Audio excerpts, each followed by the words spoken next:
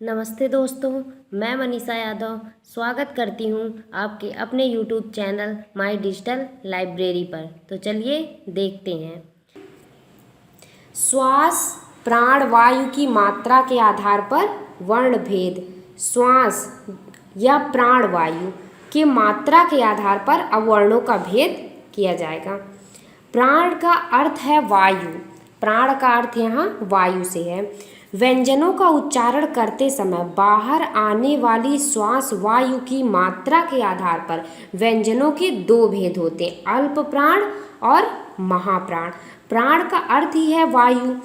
अब उसके आधार पर श्वास वायु की मात्रा के आधार पर जब हम व्यंजनों का वर्गीकरण करेंगे तो वो दो भेद हो जाते हैं उसके, अल्प प्राण और महाप्राण। अल्प मतलब थोड़ा होता है, प्राण मतलब वायु जिसमें थोड़ी वायु निकले, महाप्राण मतलब महा मतलब ज़्यादा, प्राण मतलब वायु जिसमें अधिक वायु निकले। देखते हैं आगे। अल्प प्राण जिन वर्णों के उच्चारण में वायु की सामान्य मात्रा रहती है और हकार जैसी ध्वनि बहुत ही कम होती है वे अल्प प्राण कहलाते हैं। नाम से ही स्पष्ट हो जाता है वायु की सामान्य मात्रा अल्प प्राण।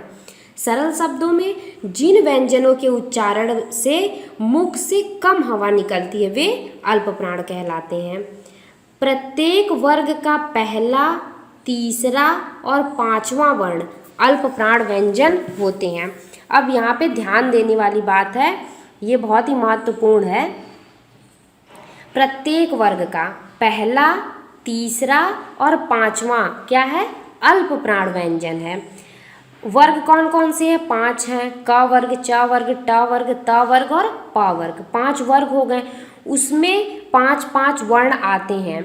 तो उन वर्गों के पांचों वर्णों में जो पहला वर्ण आएगा और जो तीसरा वर्ण आएगा और जो पांचवा वर्ण आएगा वो क्या है? अल्प प्राण है। मतलब हमें कम ही संघर्ष उसमें करना पड़ता, उसे बोलने में कम ही मात्रा में मुख से वायु निकालनी पड़ती है, वो है अल्प प्राण।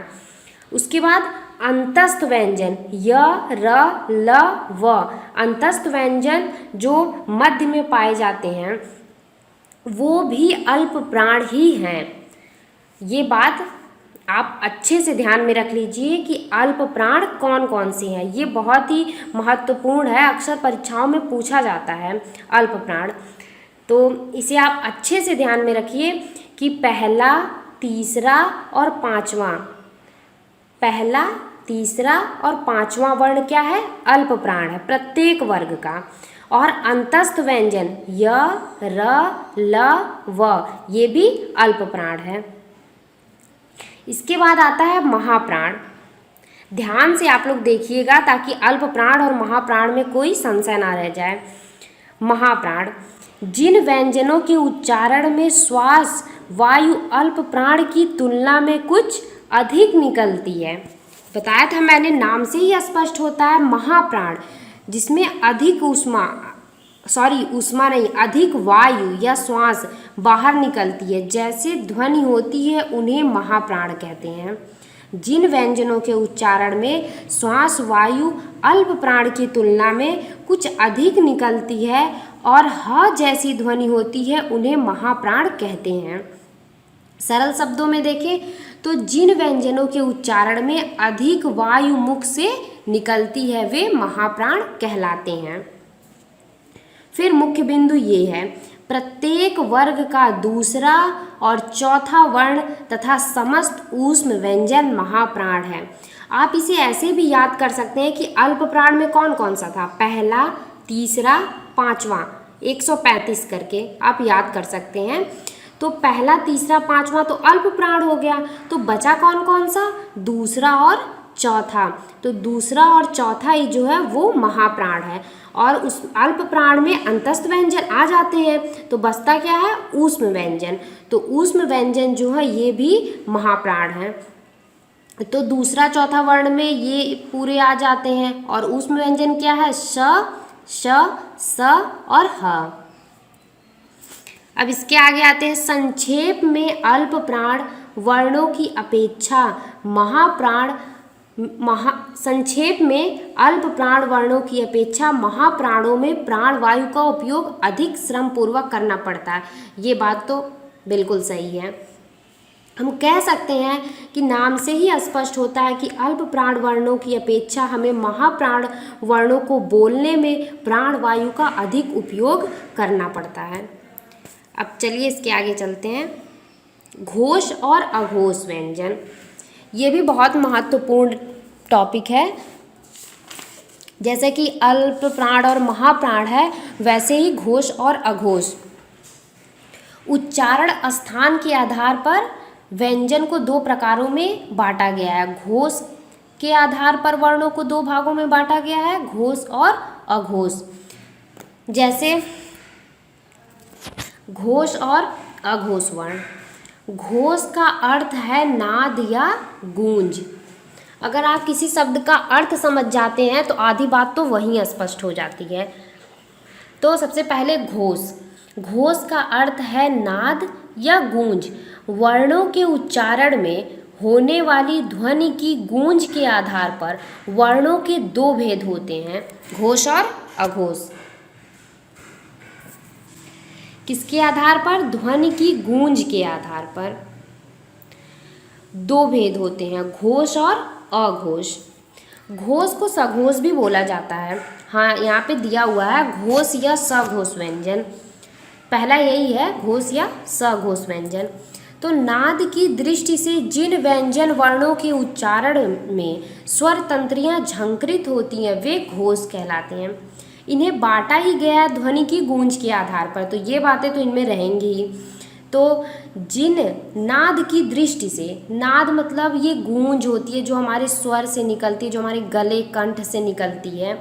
तो नाद की दृष्टि से जिन व्यंजन वर्णों के उच्चारण में स्वर तंत्रियों में झंकृत होती है, अधिक झंकार उत्पन्न होती है, वे घोष कहलाते हैं।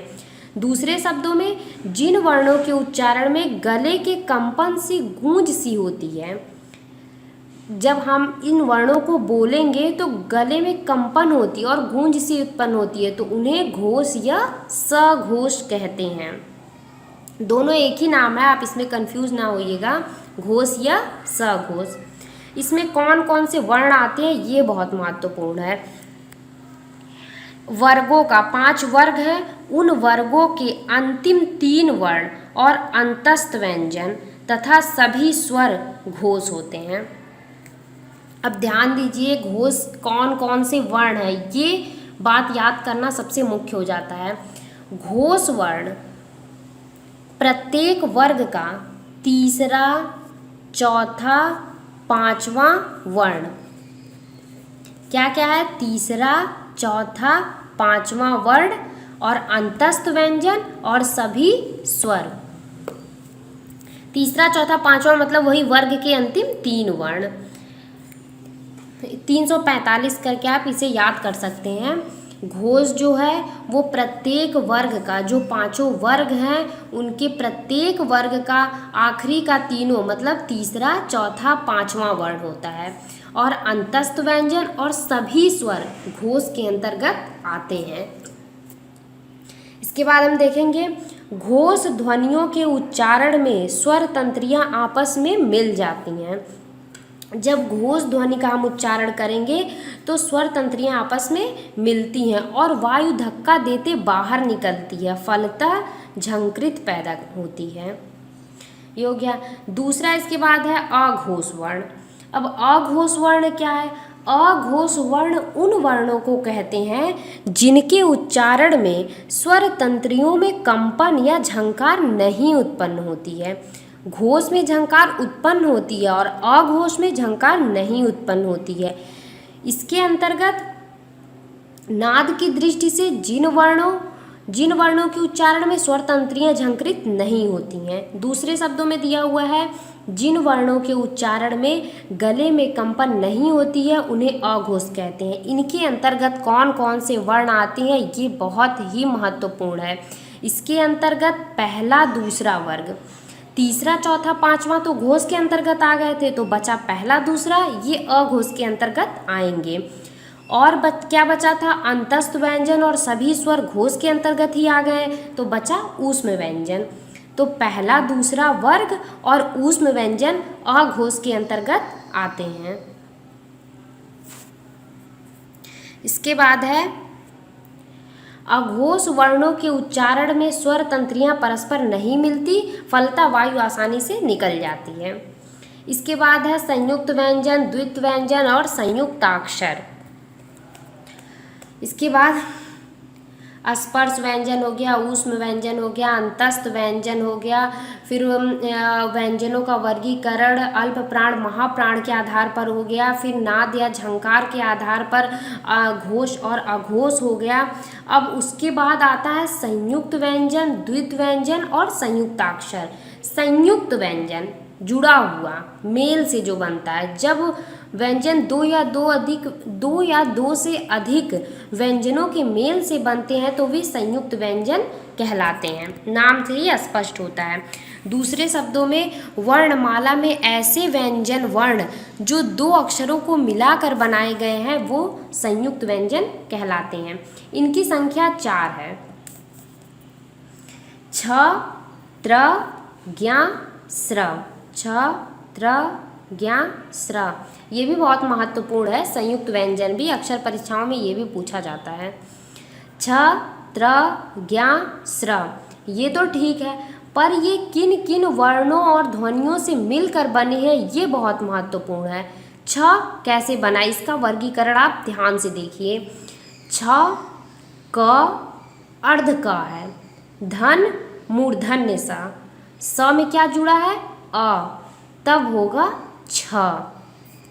क और मूर्धन्य श मिल के बनता है छ। फिर त्र, त, धन र, धन उसमें अ तो मिला ही रहेगा, हर व्यंजन में अ अवश्य जुड़ा रहता है तो हो जाएगा त्र। ज्ञा में ज और इया मिलके ज्ञा। श्र में श, धन र मिलके स्र। जैसे छ का कहाँ रक्षक, भक्षक, क्षोभ, क्षय। त्र का दिया है शब्द पत्रिका, त्राण, सर्वत्र, त्रिकोण।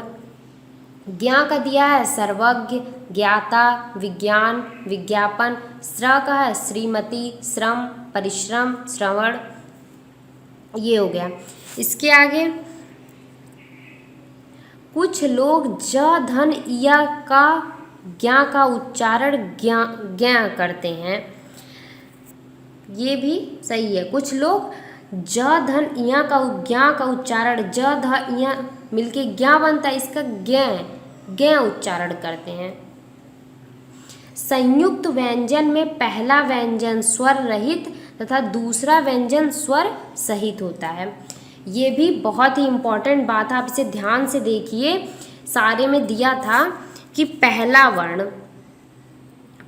वर्ण जो है वो स्वर रहित, देखिए क, त, ज और श, ये सब क्या है स्वर रहित, इसमें अ नहीं जुड़ा, क्यों, नीचे हलंत लगा हुआ है, ये अर्ध है। जब अ जुड़ जाएगा तब ये पूर्ण व्यंजन हो जाएंगे, लेकिन अभी ये अर्ध है, इसमें अ संयुक्त नहीं है। तो यही कहा गया संयुक्त व्यंजन में पहला व्यंजन स्वर रहित, पहला जो है वो सब स्वर रहित है, दूसरा व्यंजन स्वर सहित मतलब स्वर के सहित है। ये देखिए सब स्वर के सहित हैं सब, तो ये बात हो जाती है। उसके बाद आता है द्वित्व व्यंजन। जब शब्द में एक ही वर्ण दो बार आए, द्वित्व मतलब दो बार आए, मिलकर प्रयुक्त हो तब वो द्वित्व व्यंजन कहलाते हैं। जैसे बिल्ली में ल, पक्का में क का द्वित्व प्रयोग हुआ है। बिल्ली में जैसे ला दो बार आया, एक बार अर्ध ला एक बार पूर्ण, तो इसका ला का प्रयोग दो बार हुआ है तो ये द्वित्व व्यंजन है। क का प्रयोग इसमें दो बार हुआ है तो ये भी द्वित्व प्रयोग है।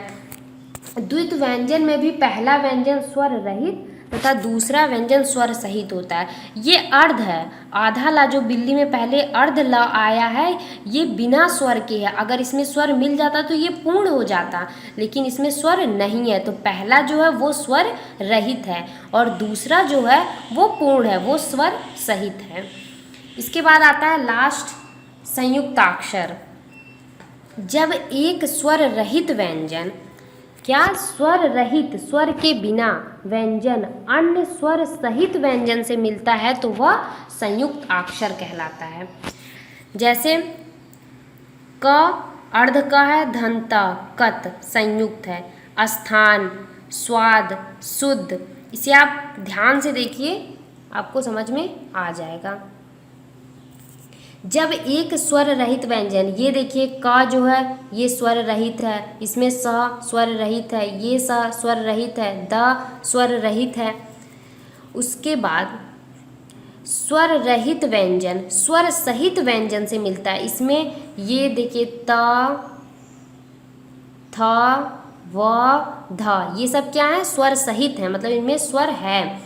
ये जब किसी आपस में मिलते हैं, स्वर रहित व्यंजन और स्वर सहित व्यंजन मिलते हैं, तो वहाँ संयुक्त अक्षर कहलाता, संयुक्त अक्षर वर्ण बनता है, जैसे कत, स्थान, स्वाद, शुद्ध, ये सब बना है। चलते हैं आगे। यहाँ दो अलग अलग व्यंजन मिलकर कोई नया व्यंजन नहीं बनते। जैसे दो अलग अलग व्यंजन मिल रहा तो कोई नया व्यंजन नहीं बनेगा। इसके बाद है वर्ण की मात्राएं। वर्ण की मात्राएं व्यंजन वर्णों के उच्चारण में जिन स्वर मूलक चिन्हों का व्यवहार होता है उन्हें मात्राएं कहते हैं। व्यंजन वर्णों के उच्चारण में जिन स्वर मूलक चिन्हों का व्यवहार होता है, मतलब व्यंजन वर्णों का मतलब व्यंजन का जब हम उच्चारण करेंगे, उनमें जो स्वर मूलक चिन्ह, जो चिन्ह का उपयोग उसके साथ हम करते हैं, वही तो मात्रा है, वही मात्राएं कहलाती हैं। व्यंजन वर्ण क है, अर्ध का, वो व्यंजन है। उसमें जब स्वर मूलक चिन्ह अ की मात्रा, जो चिन्ह है मात्राओं का, उसका प्रयोग जब हम साथ में करने लगते हैं तो वही तो मात्रा है, वही मात्राएं हैं। दूसरे शब्दों में स्वरों के व्यंजन में मिलने के इन रूपों को भी मात्रा कहते हैं, क्योंकि मात्राएं तो स्वरों की ही होती हैं। बिल्कुल सही बात, ये बात आप ध्यान से देखिए। स्वरों के व्यंजन में मिलने के इन रूपों को भी मात्रा कहते हैं।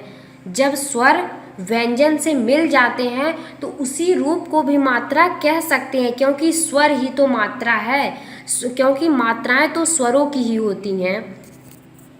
ये मात्राएं 10 हैं। ये टोटल मात्रा आप देख सकते हैं, आगे भी मैंने बताया था। ये मात्राएं टोटल 10 होती हैं। ये मात्राएं केवल व्यंजनों में लगती हैं, जैसा का, की, कु, कु, क्री, के, कै, को, कौ इत्यादि।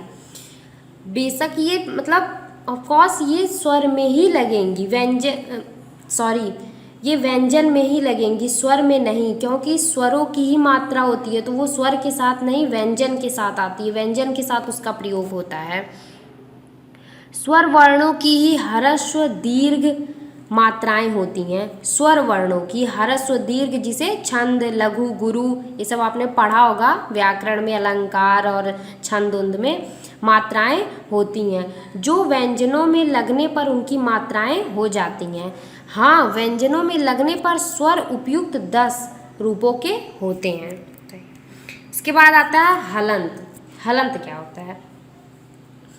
हलंत व्यंजनों के नीचे जब एक तिरछी रेखा लगाई जाए तो उसे हलंत कहते हैं।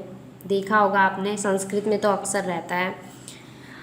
दूसरे शब्दों में कोई व्यंजन स्वर से रहित है या सांकेतिक करने के लिए उसके नीचे एक तिरछी रेखा खींच देते हैं, इसे हलंत कहते हैं। कोई भी व्यंजन जब है स्वर से रहित होती है, जिसे हम अर्ध बोल रहे थे, तब उसके नीचे हलंत हम लगाते हैं। जैसे पूरा अगर का लिखना है, व्यंजन का लिखना है, तो उसका पहले हम विच्छेद अगर करते हैं तो क लिखेंगे, फिर नीचे अर्ध ये हलंत लगाएंगे, धन अ लिखेंगे, तब वो पूरा मिलके हो जाएगा क व्यंजन। प्रायः इसका उपयोग उसी स्थिति में किया जाता है जब ऐसा वर्ण शब्द के अंत में आए, जैसे अर्थात। यों शब्द के बीच में प्रयुक्त वर्ण को भी हलंत किया जा सकता है, जैसे विद्या को विद्या भी लिखा जा सकता है। हलंत लगाने का अर्थ है कि व्यंजन में स्वर वर्ण का बिल्कुल अभाव है या व्यंजन आधा है। वही है, अगर अर्ध जब व्यंजन रहेगा तभी वहाँ पे हम हलंत लगाएंगे, ये इसी को प्रदर्शित करता है। अब इसके आगे है हिंदी के नए वर्ण। देखते हैं हिंदी के नए वर्ण। हिंदी वर्णमाला में 5 नए व्यंजन छ, त्र, ज्ञ, ढ और ढ जोड़े गए हैं, किंतु इनमें प्रथम 3 स्वतंत्र न होकर संयुक्त व्यंजन है। आपने देखा था संयुक्त व्यंजन छ, त्र, ज्ञ, श्र संयुक्त व्यंजन है, तो इसके प्रथम 3 जो हैं वो संयुक्त व्यंजन हैं जिनका खंड किया जा सकता है। संयुक्त व्यंजन है तो खंड होगा ही, 2 वर्णों से मिलकर बने तो इनका खंड आसानी से कर सकते हैं। जैसे छ का क और श, त्र का त और र, ज्ञ का ज और इया। अतः छ, त्र और ज्ञ की गिनती स्वतंत्र वर्णों में नहीं होती। ड और ढ के नीचे बिंदु लगाकर 2 नए अक्षर ड और ढ बनाए गए हैं, ये संयुक्त व्यंजन हैं। यहाँ ड और ढ में र की ध्वनि मिली है। इनका उच्चारण साधारणतः मूर्धा से होता है, किंतु कभी कभी जीभ का अगला भाग उलटकर मूर्धा में लगाने से भी वो उच्चरित होते हैं। हिंदी में अरबी फारसी की ध्वनियों को भी अपनाने की चेष्टा है। व्यंजनों के नीचे बिंदु लगाकर इन नई विदेशी ध्वनियों को बनाए रखने की चेष्टा की गई है, जैसे कलम, खैर, जरूरत। किंतु हिंदी के विद्वानों जैसे पंडित किशोरी दास वाजपेयी, पराग काड़जी, टंडन जी, काशी नगरी प्रचारणी सभा और हिंदी साहित्य सम्मेलन को यह स्वीकार नहीं है। इनका कहना है कि फारसी और अरबी से आए शब्दों के नीचे बिंदी लगाए बिना इन शब्दों को अपनी भाषा में प्रकृति के अनुरूप लिखा जाना चाहिए। बांग्ला और मराठी में भी ऐसा होता है। आज का वीडियो लेक्चर यहीं पर समाप्त होता है। मैं आशा करती हूँ आप लोगों को अच्छे से समझ में आ रहा होगा। यदि आपको कहीं पे भी समझ में ना आए और कोई भी परेशानी हो तो आप कमेंट बॉक्स में कमेंट करके मुझे बता सकते हैं। मैं उस बिंदु पर फिर से विस्तृत चर्चा और अच्छे से आपको समझाने का प्रयास करूँगी।